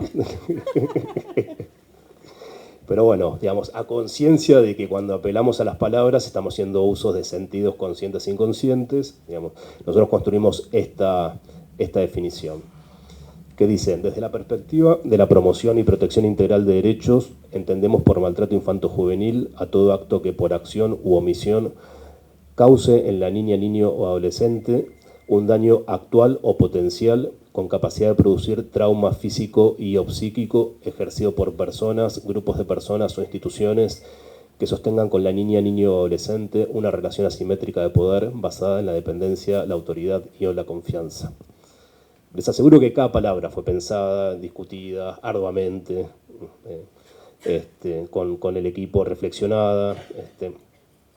Me interesó mucho, digamos, el panel anterior fue un panel técnico también, porque bueno, Marisa Graham, Gabriel Lerner, digamos, tienen toda trayectoria institucional, vienen del campo de intervención también, y ellos ya hablaban de la desnaturalización de la violencia, digamos, aportaron un montón. Cuando Marisa usó el término avasallar, a mí me parece como, digamos, incluyo ese concepto en la definición de maltrato emocional, ¿no? Porque avasallar me parece súper preciso en tanto lo que implica respecto del otro.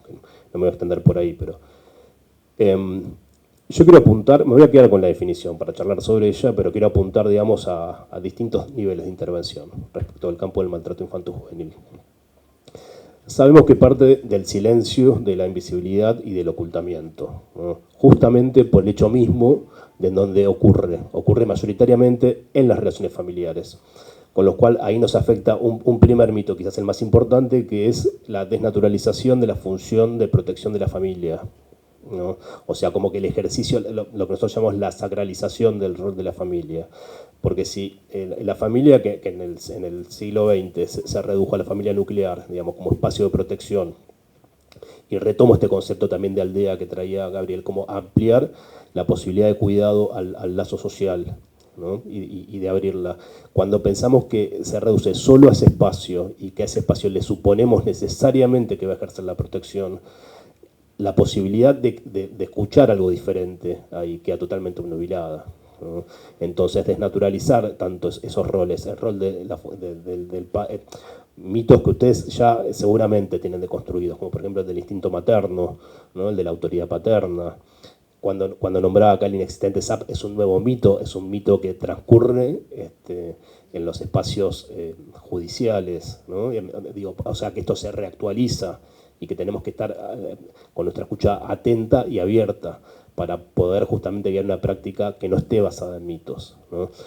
Los mitos y prejuicios nos atraviesan a todos, ¿no? O sea, no por estar teóricamente advertidos dejamos de ser cuerpos y sujetos que han sido también afectados por esos sentidos, ¿no?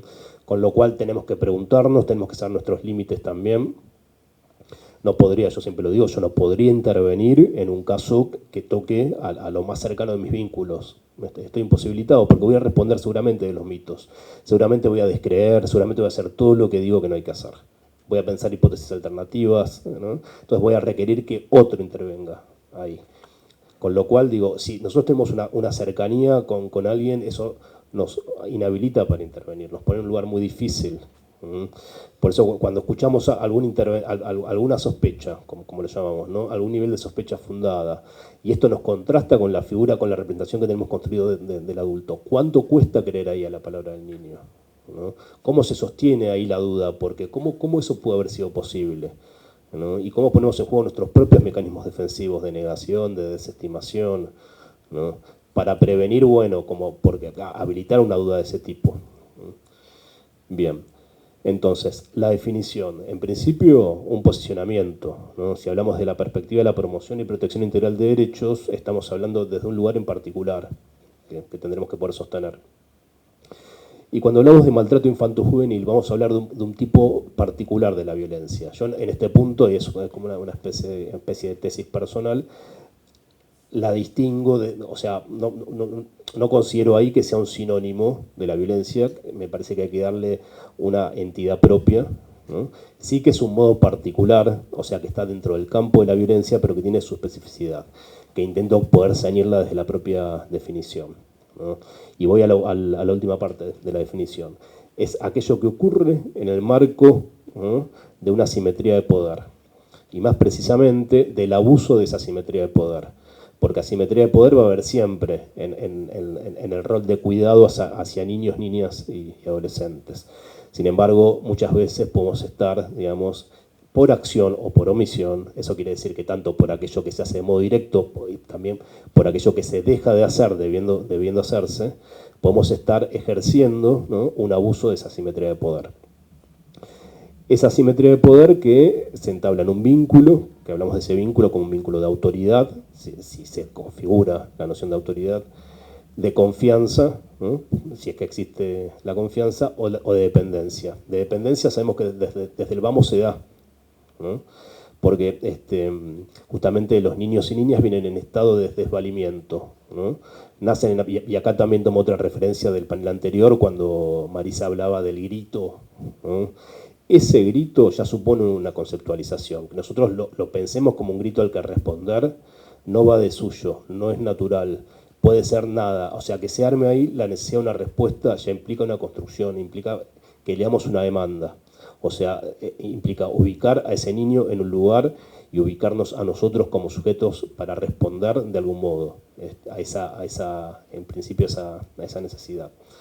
Entonces, partiendo de esta relación de autoridad, de confianza o dependencia que hay que cubrir, y si pensamos a su vez que los niños, niñas y adolescentes que sufren maltrato infanto-juvenil lo sufren dentro de los marcos familiares, o sea, en donde se satisfacen esas necesidades, asimismo entonces la posibilidad del daño, del trauma, es doblemente potenciable.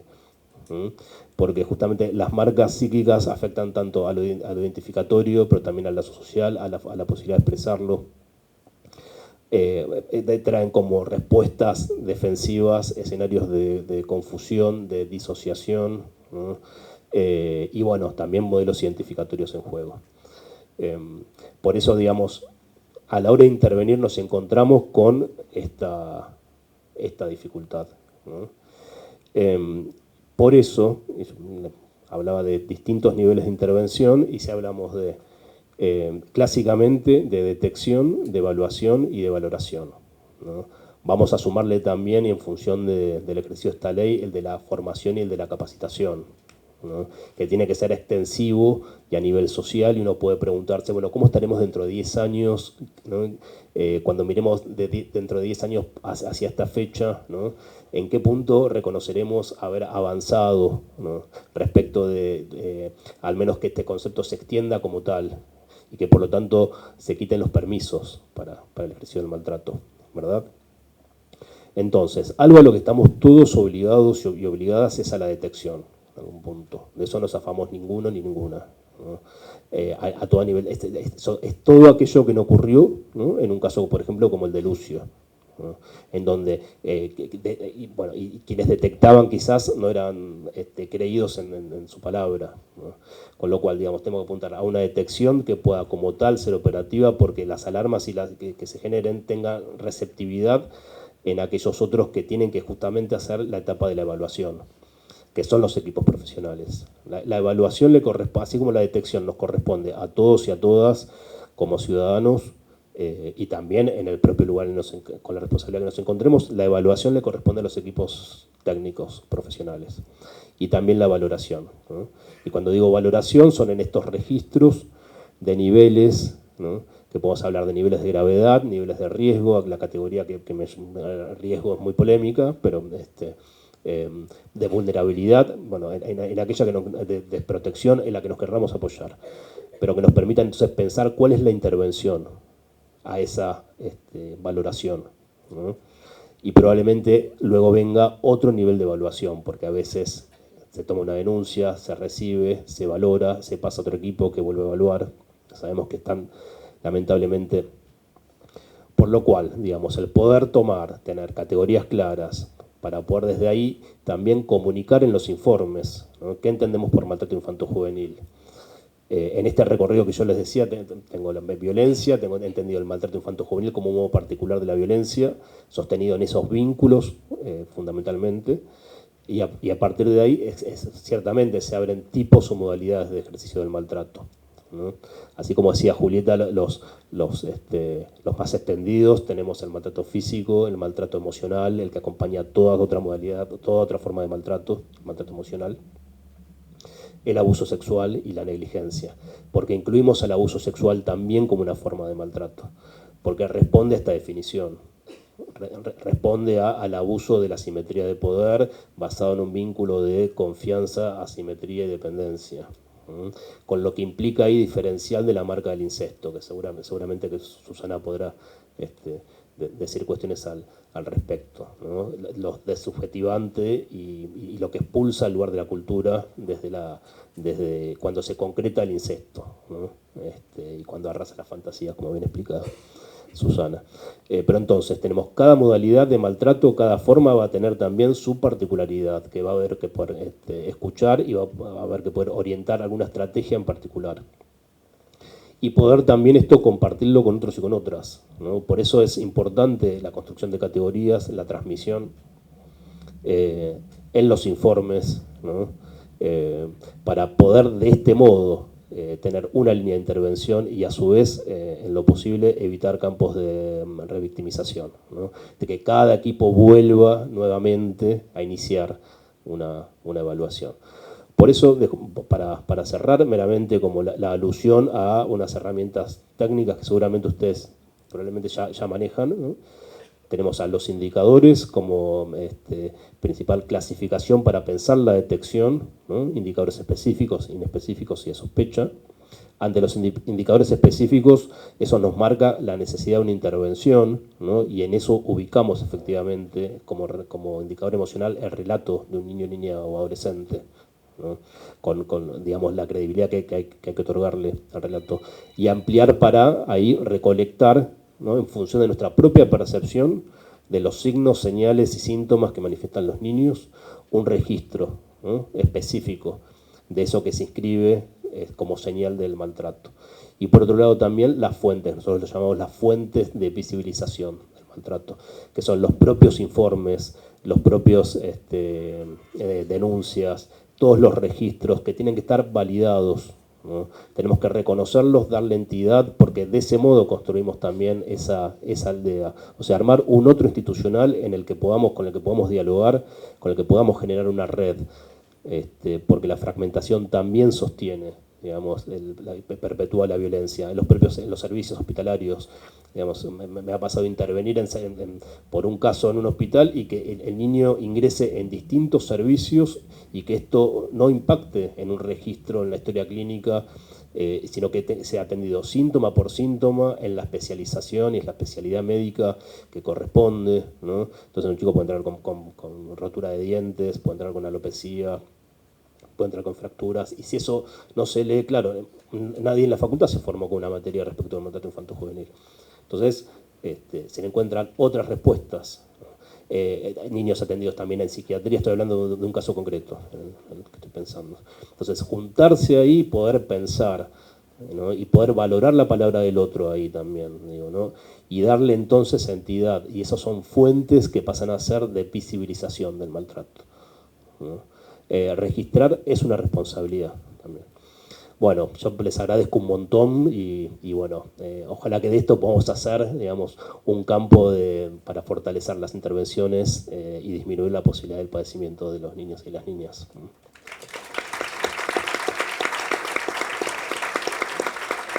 Buen día a todas, todos. Muchas gracias por la invitación, a través de Gisela también a la CENAF.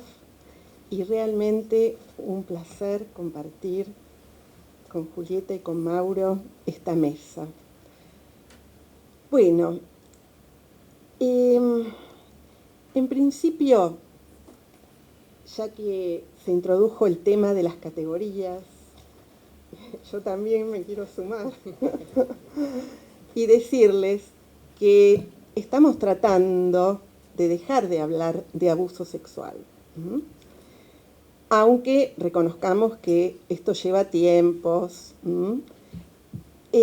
¿Por qué? Porque, bueno, se habla de abuso cuando, refiriéndose al uso excesivo de algo, ¿no es cierto?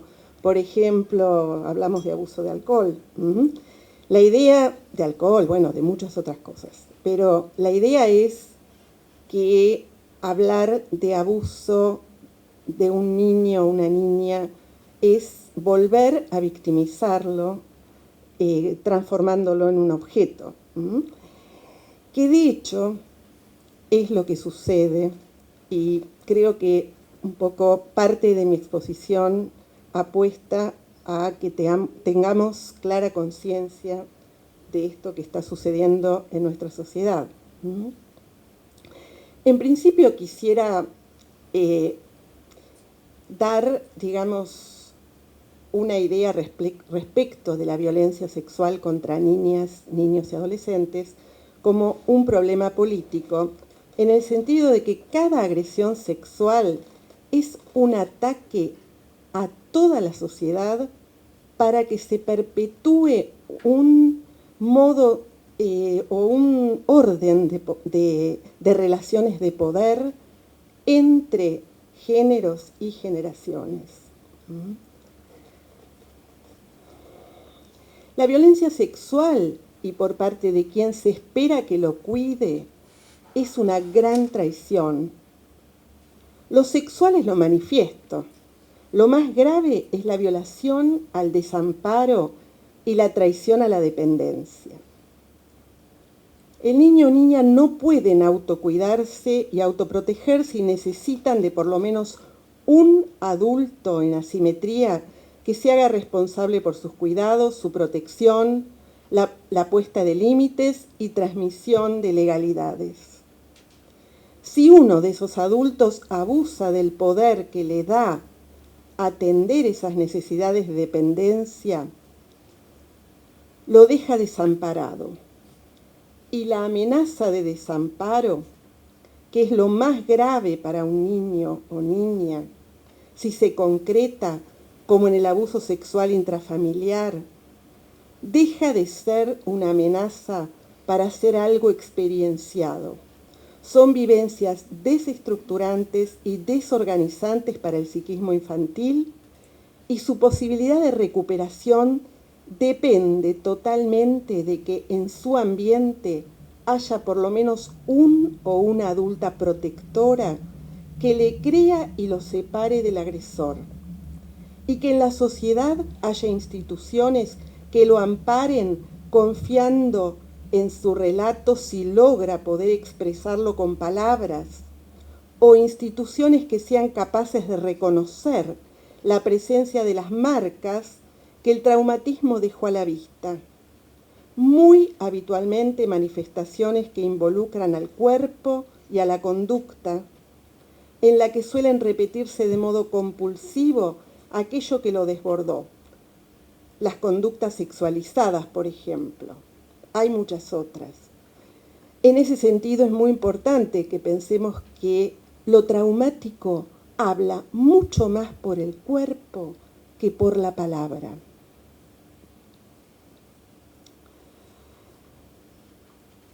O sea, mucho más por la ruptura del relato, el relato entrecortado, lo que no se puede terminar de decir, o por las manifestaciones corporales y conductuales. ¿Cuál es el gran problema que tenemos hoy en nuestro país? Gran parte de los profesionales o agentes de las instituciones que supuestamente estarían creadas para la protección de las infancias y adolescencias, en particular las del ámbito judicial, tienen un atravesamiento clasista y patriarcal que los lleva a proteger a los adultos varones que son, en su mayoría, quienes provocan estas agresiones y a revictimizar a las infancias en lugar de protegerlas. Sabemos que en Argentina existe un grave problema para acceder a la justicia y a la restitución de derechos de las víctimas de violencia sexual. Infancias y mujeres madres protectoras. A la vez, sabemos del valor subjetivante que tiene la intervención de la justicia cuando es respetuosa y ecuánime. Las dificultades se centran sobre todo en la negación de la violencia basada en género por parte de operadores judiciales, la vulneración de los derechos de niños, niñas y adolescentes en el proceso judicial, el reemplazo de la evidencia científica en las pericias psicológicas y cámaras Gesell por pseudoteorías como el SAP, síndrome de alienación parental, que ya fue mencionado, y también el síndrome de falsas memorias. Lo que más complica es que estas falsas teorías se aplican, pero no son explicitadas. Se aplican sistemáticamente a través de la planificación de las entrevistas, o sea, qué se pregunta y qué se desestima, con qué nivel de desconfianza se escucha a las madres y sobre todo si ellas también padecieron violencia sexual. El ocultamiento de la violencia de género que se hace pasar y se renombra como conflictiva familiar. La desestimación del testimonio de la madre protectora por haber padecido abuso o por haber tenido alguna vez un vínculo amoroso con el agresor. La desvalorización de la palabra de los niños y adolescentes alegando que estaría contaminada por la madre o por la psicóloga que trata al niño o niña. De este modo, se recurre a pseudoconceptos como recuerdo implantado o relato co-construido o se exige prueba de credibilidad del relato de niñez después de la cámara Gesell. Todo esto ataca los derechos de niñas, niños y adolescentes a ser oídos. Los niños o niñas son considerados un objeto para la prueba, el principal objeto, y no un sujeto. No son escuchados ni considerados en sus sufrimientos. En su declaración, el niño como testigo debería construir un relato despojado de afecto, relatar los hechos como si en verdad no hubiera estado allí o como si no hubiera sido afectado por esos hechos. Pero sabemos que no escucharemos en él solo el relato de acontecimientos fácticos, en el mejor de los casos, que pueda relatar. Escucharemos también y sobre todo el impacto que lo traumático produce en el corazón mismo de la posibilidad de transmitirlo. Como plantea Mariana Wikinski, el testigo debe poder transformar un cúmulo desordenado de recuerdos en un relato ordenado, coherente, sin fisuras, con una exigencia que supera las condiciones subjetivas de cualquiera. Por eso, el desafío es sobrehumano para quien tiene que sobreponerse y presentar un relato impecable frente a, por ejemplo, sus torturadores, además de correr el riesgo de ser confrontado por abogados defensores, jueces o incluso por su propio relato anterior o el de otro.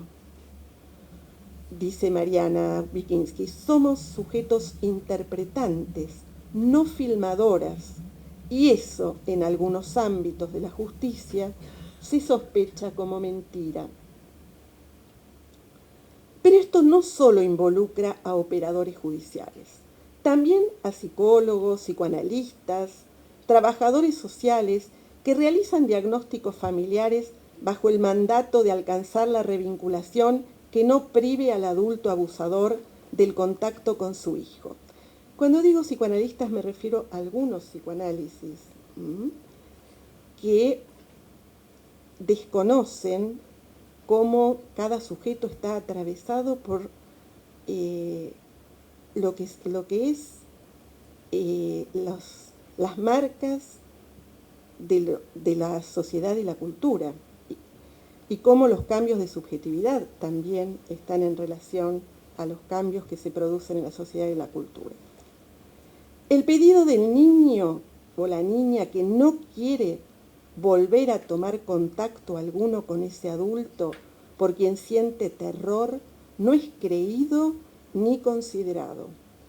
Tampoco son considerados los diagnósticos de los profesionales, en su mayoría psicólogas clínicas y trabajadoras sociales o trabajadores sociales, cuando arribamos a la alta probabilidad de que el niño haya sufrido una violencia sexual. La protección implica la interrupción del vínculo. La asimetría de poder no permite procesar lo traumático si el productor de violencia sigue presente. La violencia sigue reproduciéndose. Cuando la renegación del abuso provocado está en todo el ambiente, el niño o niña suelen utilizar como estrategia de sobrevivencia la retractación. Si relató, comienza a decir que eso no sucedió, cuando percibe que nadie le cree y que lo culpabilizan. Cuando la desmentida o renegación está en una parte del ambiente, habiendo un adulto protector, que habitualmente es la madre, pero puede ser muchos otros, que le cree, estamos con probabilidades de que ese niño pueda comenzar la elaboración de lo traumático. Pero es fundamental que no tengan que enfrentar la renegación en el ambiente social y en particular en el judicial, ya que esto provoca una gran revictimización y retroceso. Lamentablemente vengo de recorrer varias provincias justamente en función de las capacitaciones en relación a esta temática en este momento muy importante para trabajadores profesionales de la salud. Y nos encontramos en todos los lugares con esta misma problemática, que es gravísima, que es que los niños o niñas que no pueden relatar, o aún aquellos que relatan, son desconocidos, porque, por ejemplo, relataron todo lo que sucedió, pero dijeron una vez que sucedió en la cocina y otra vez que sucedió en el baño. Y entonces esto ya desacredita su relato. Situaciones gravísimas en las cuales un niño es tratado sádicamente, gravemente ultrajado, avasallado por una parte de su familia, quienes tendrían que cuidarlo, y que cuando llega a la justicia penal, todos consideran que debe ser un niño psicótico, porque el niño logró relatar atrocidades.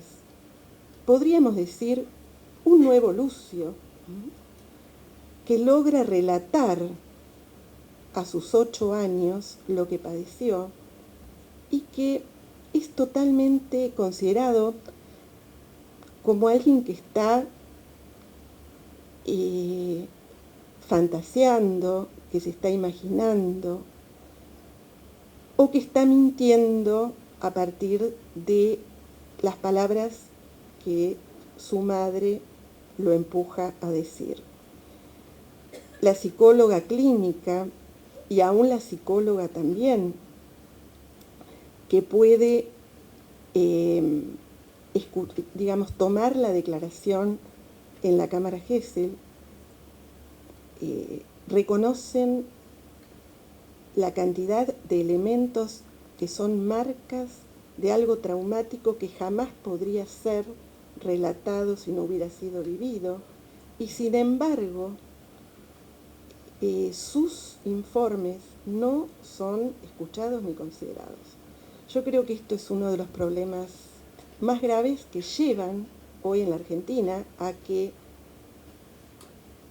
si se denuncian, no todos los casos, sabemos que se denuncian pocos, de esos que se denuncian, sabemos que tal vez tratándose de niños y niñas,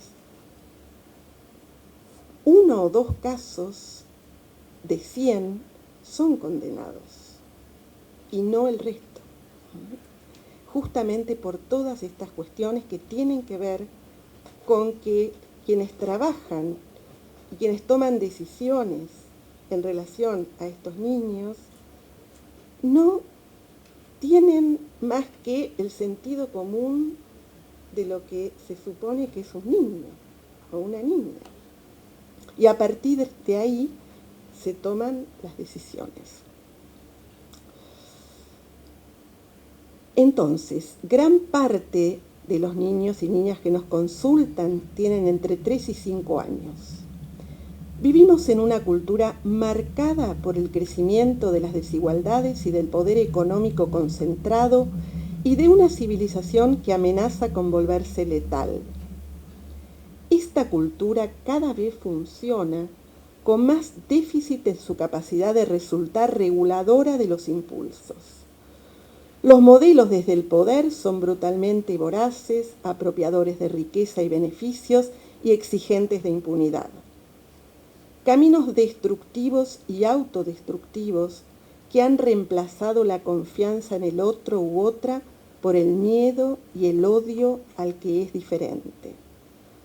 Están a la orden del día con el resultado de un crecimiento alarmante de problemáticas graves, entre ellas los suicidios adolescentes y las violencias de todo tipo, también la violencia sexual, porque no es solamente que conocemos más, sino también estamos en una cultura que no funciona regulando las pulsiones y que lleva a que cada vez también se produzcan más situaciones de violencia sexual.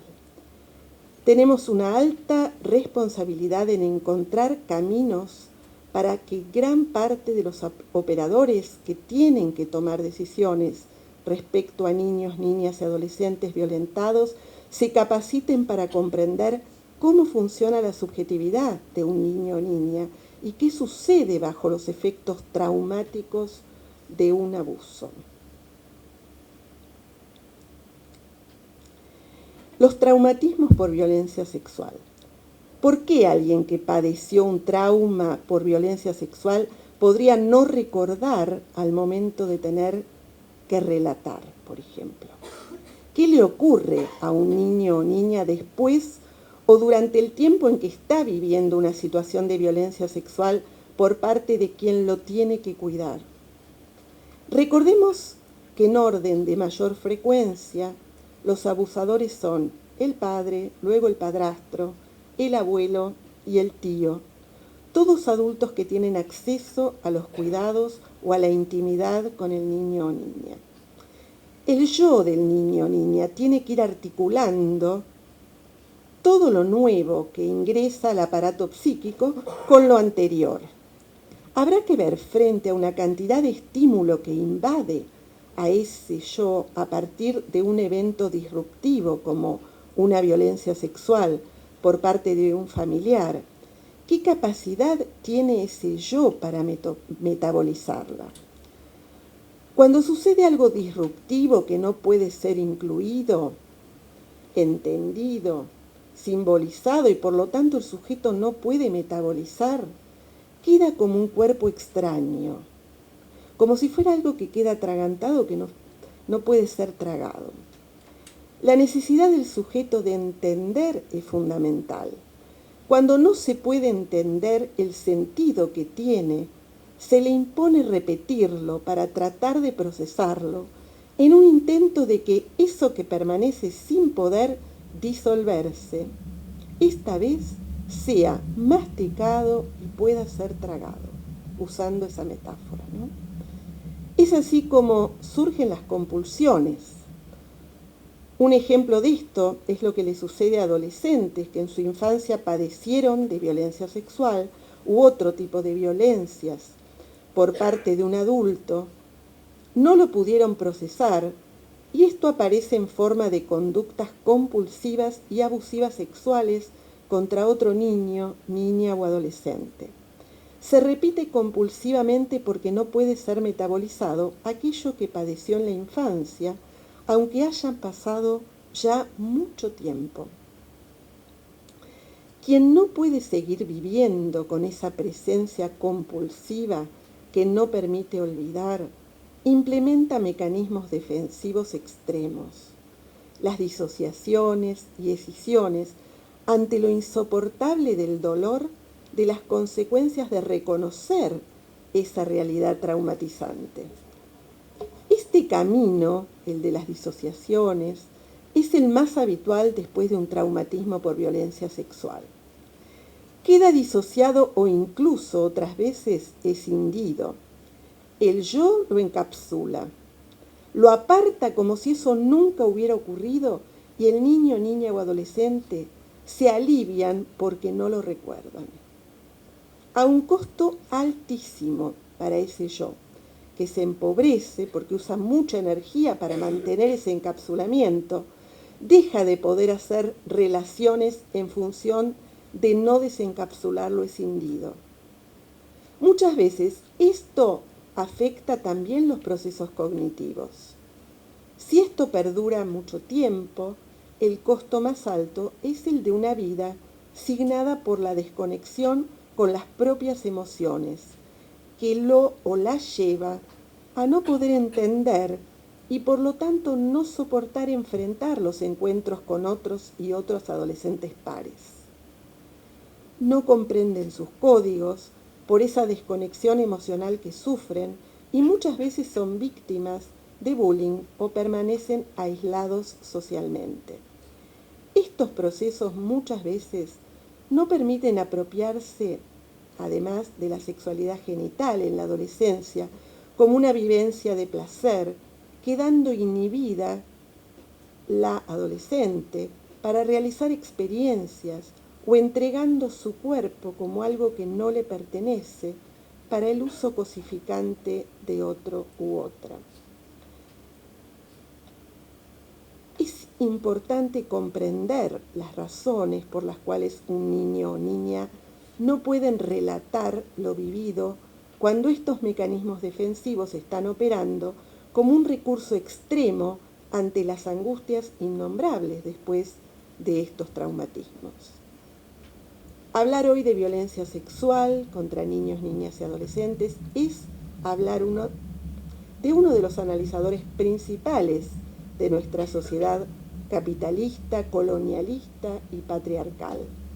Después de la pandemia del COVID-19, que puso más de relieve la fragilización de la vida, la naturaleza, los proyectos y los sueños en la sociedad de mercado en la que vivimos, resulta imprescindible convocarnos a espacios de intercambios y reflexiones como este. Muchas gracias.